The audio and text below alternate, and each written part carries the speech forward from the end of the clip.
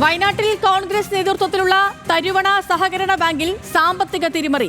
ജീവനക്കാർ സാമ്പത്തിക തിരിമറി നടത്തിയെന്നാണ് അസിസ്റ്റന്റ് രജിസ്ട്രാർ ജോയിന്റ് രജിസ്ട്രാർക്ക് സമർപ്പിച്ച 2023 റിപ്പോർട്ടിൽ വ്യക്തമാക്കുന്നത്.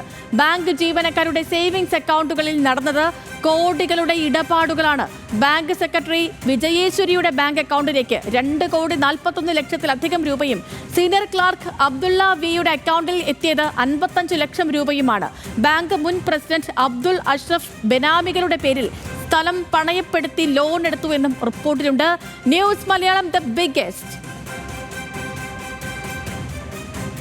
വിവരങ്ങളുമായി ലിനറ്റ് വർഗീസ് ചേരുന്നു വയനാട് നിന്ന്. ലിനറ്റ്, ആരോപണങ്ങൾ ശക്തമാണ്, തെളിവുകളുണ്ട്.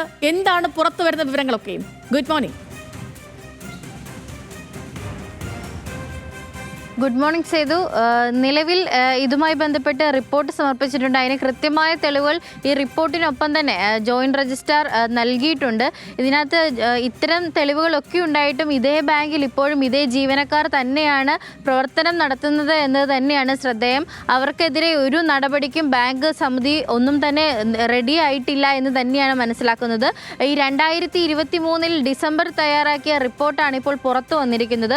അതായത് വയനാട് സഹകരണ ബാങ്ക് ആയിരിക്കുന്ന കോൺഗ്രസ് നേതൃത്വം നൽകുന്ന സഹകരണ ബാങ്കാണ് തരുവണ സഹകരണ ബാങ്ക്. ഈ ബാങ്കിലാണ് ജീവനക്കാരുടെ നേതൃത്വത്തിൽ ഇത്തരത്തിലുള്ള സാമ്പത്തിക തിരിമറി നടത്തിയിരിക്കുന്നത്. പ്രത്യേകിച്ച് എങ്ങനെയാണ് ഒരു ബാങ്കിലെ ഒരു ജീവനക്കാരുടെ അക്കൗണ്ടിൽ, അതും സേവിങ് അക്കൗണ്ടിൽ 2 കോടിയിൽ മേലെ കൂടുതൽ വരവ് ചെലവ് വരുന്നത് എന്ന് തന്നെയാണ് നമുക്ക് ചോദ്യം ചെയ്യാനാകുന്നത്.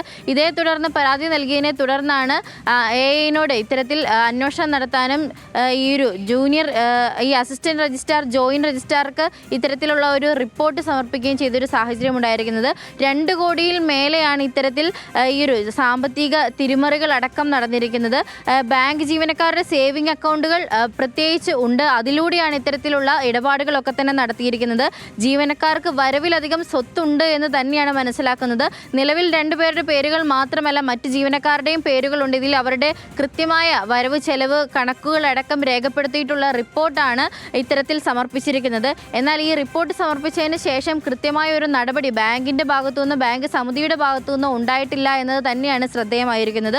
പ്രത്യേകിച്ച് ബാങ്ക് സെക്രട്ടറി ആയിരിക്കുന്ന വിജയേശ്വരിയുടെ സേവിംഗ് അക്കൗണ്ടിലൂടെ 2 കോടിയിൽ മേലെയാണ് വരവ് ചെലവുകൾ ഉണ്ടായിരിക്കുന്നത്. അതോടൊപ്പം തന്നെ സീനിയർ ക്ലർക്കിന്റെ അക്കൗണ്ടിലൂടെ 55 ലക്ഷത്തിലേറെ വരവ് ചെലവാണ് ഉണ്ടായിരിക്കുന്നത്. ഇതൊക്കെ എങ്ങനെയാണ് ഒരു ബാങ്കിലെ ജീവനക്കാരന് ഇത്തരത്തിൽ സ്വത്ത് സമ്പാദിക്കാൻ കഴിയുക എന്ന ചോദ്യം തന്നെയാണ് ഉയരുന്നത്.